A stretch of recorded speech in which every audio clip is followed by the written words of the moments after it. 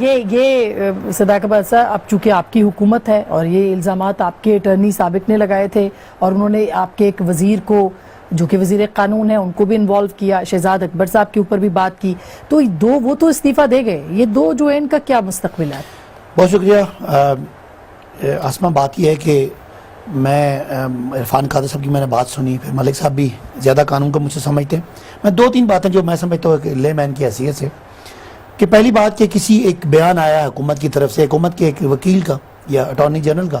اور حکومت نے کہا جی ہمارا بیان نہیں ہے، ان کا بیان ہے، تو میرا خیال بات ختم ہو جاتی ہے. قانون کی نظر یہ ہوتی ہے کہ اگر کوئی آپ کا وکیل بیان دیتا ہے اور پیچھے سے موکل کہتا ہے کہ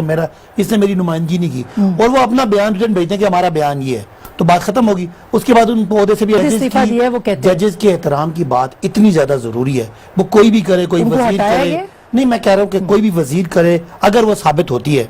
تو وہ جو ہے وہ میں سمجھتا ہوں یہاں لوگ پھانسیاں لگ جاتے ہیں اور ججز کے خلاف نہیں بول سکتے. آپ کو ماضی کا پتہ ہے 3 دفعہ رہنے والا پرائم منسٹر ججوں نے ان کے خلاف فیصلہ دیا تو گلی گلی انہوں نے بے توقیری کی، مجھے کیوں نکالا، یہ کہیں کہ لکھا فیصلہ پڑھ رہے ہیں، بغض سے بھرے ہوئے ہیں، ان کو کسی نے کہا اٹھا کے باہر پھینک دے. اس طرح کی بھی توہین آمیز باتیں ہوئیں. تو میں سمجھتا ہوں کہ اس سے ادارے کا تقدس بھی خراب ہوا اور ایک عام بندے کے ذہن میں عدلیہ کا جو احترام ہے یا جو ان کے فیصلوں میں جو تقدس ہے وہ فرق پڑا. ایسا نہیں ہونا چاہیے، چاہے وہ نواز شریف صاحب نے کیا چاہے کسی اور نے کیا. اور ابھی چونکہ یہ میٹر کورٹ میں ہے